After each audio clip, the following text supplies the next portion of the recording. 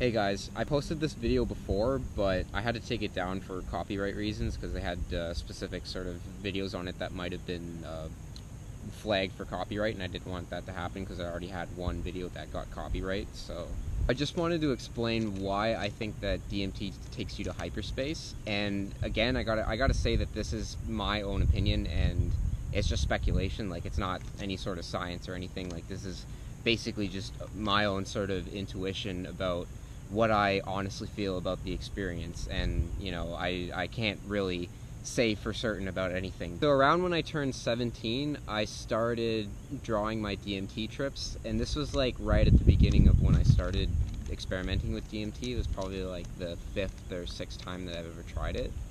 So it wasn't a breakthrough experience, but basically I had a vision of like this dragon type, like, it kind of looked like the Fibonacci sequence, but it was this whole sort of place, or it was like an actual bunch of tunnels basically.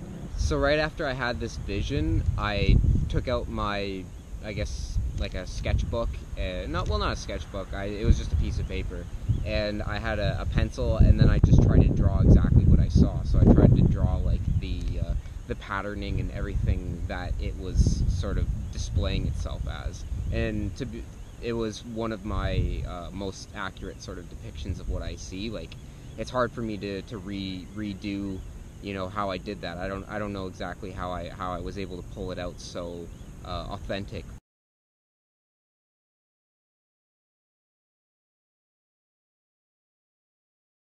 And you know, obviously it's still just a basic concept. I'm gonna basically redo it, but like make it a digital painting and like put a lot more sort of detailing and make it a lot more cleaner and everything. But just the concept of the whole piece was very creative, because I don't think that I could have thought of that on my own without DMT. So that's kind of why I thought that DMT was a performance enhancing drug. Later on, I kept having people sort of ask me what the piece sort of meant, or what it was, and you know, I couldn't really tell them exactly what it was at the time because I didn't really know. It was just what I saw.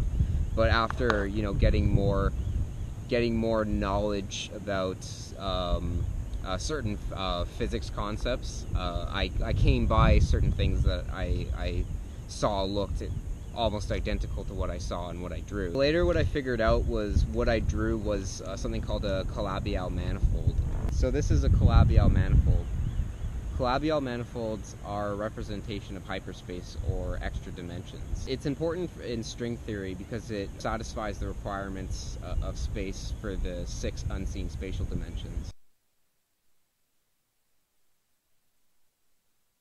So it blew my mind that its form is exactly what people, you know, describe as extra dimensions, or what we're seeing in hyperspace. So I thought it was very unlikely that, you know, what I saw when I had no knowledge of what I was drawing was something that was associated with the idea of hyperspace and you know, extra dimensions. So it keeps my mind very open to the idea that it could be something beyond like our senses and beyond this sort of dimension of existence or experience.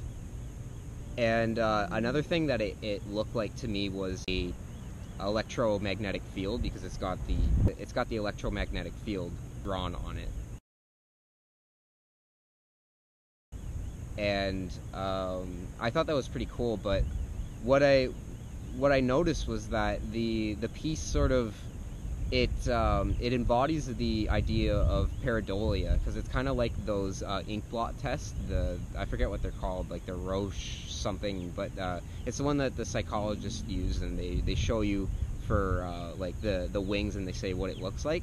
Well, that's what, you know, my whole channel is basically on. It's about exploring pareidolia, and it's funny how the drawings are able to represent the idea of pareidolia, because in the drawing, the electromagnetic field also looks like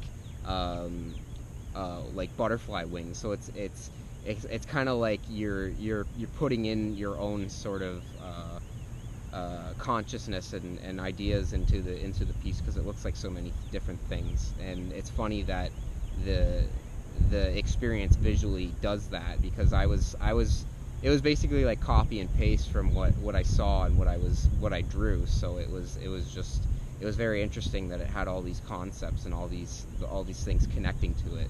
So like I called it the unified field for that reason, and for other reasons. But you know, that's just my sort of brain and how it works, and you know, that could be true. It personally, it feels right to me, but you know, it's not evidence of anything, obviously. So Subscribe.